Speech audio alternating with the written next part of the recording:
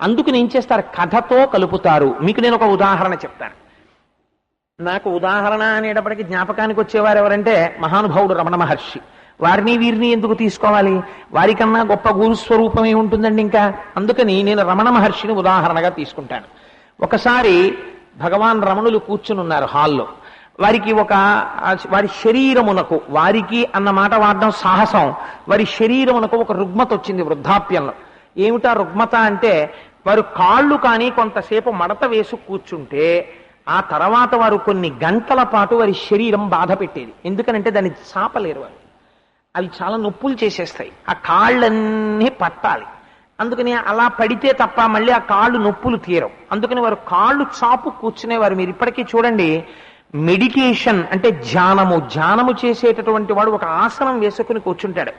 రమణ మహర్షి ఆశ్రమంలో అరుణాచలంలో మెడిటేషన్ హాల్లో సోఫాలో కాళ్ళు చాపుకి కూర్చున్న రమణ మహర్షి ఫోటో ఉంటుంది.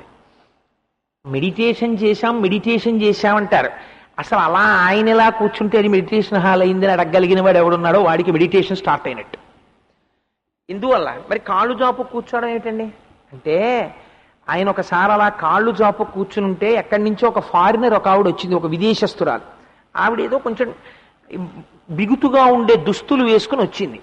ఆవిడికి కాళ్ళు రెండు దగ్గర పెట్టుకుని పద్మాసనమో లేకపోతే బాసం పెట్టేలాగా వేసి కూర్చోవడం ఆవిడికి తెలియదు. పాపం తెలియక ఆవిడ కాళ్ళు రమణ మహర్షి వైపుకి చాపి కూర్చుంటే ఆశ్రమంలో ఉండేటటువంటి అంత్యవాసులు కొంతమంది ఉన్నారు. ఆయన చూసి, అయ్యో అలా భగవాన్ వైపు కాళ్ళు చాపేమిటమ్మా, అలా కాళ్ళు చాపకూడదు, భగవాన్ వైపు కాళ్ళు ముడుచుకో అన్నారు. అంటే ఆవిడకి చేత కాదు పాపం. అలాగే ఆవిడ వేసుకున్న దుస్తుల రీత్యా కూడా కాళ్ళు ముడుచుకోవడం అంత సులభ సాధ్యం కాదు. అయినా ఆవిడ ఏదో క్లేశపడి కాళ్ళు ముడుచుకుంటూ ఉంటే రమణ మహర్షి అన్నారు, అయ్యో వారిని ఎందుకు అలా ఇబ్బంది పెడతారు, ఇప్పుడు ఏమైంది నా వైపు కాళ్ళు చాపితే, వారిని అలా చాపుకోనివ్వండి అన్నారు. వాళ్ళు వినలేదు ఆశ్రమంలో. వాళ్ళు కీలిరిగి వాత పెట్టడం అంటే గురువుకు ఉండేటటువంటి లక్షణం. అందుకే గురువు పెట్టిన వాత అంత తొందరగా మాసిపోదు, మనసుకు అంటుకుని ఉంటుంది బాగా. అలా పెట్టి తీరాలండి. గురువు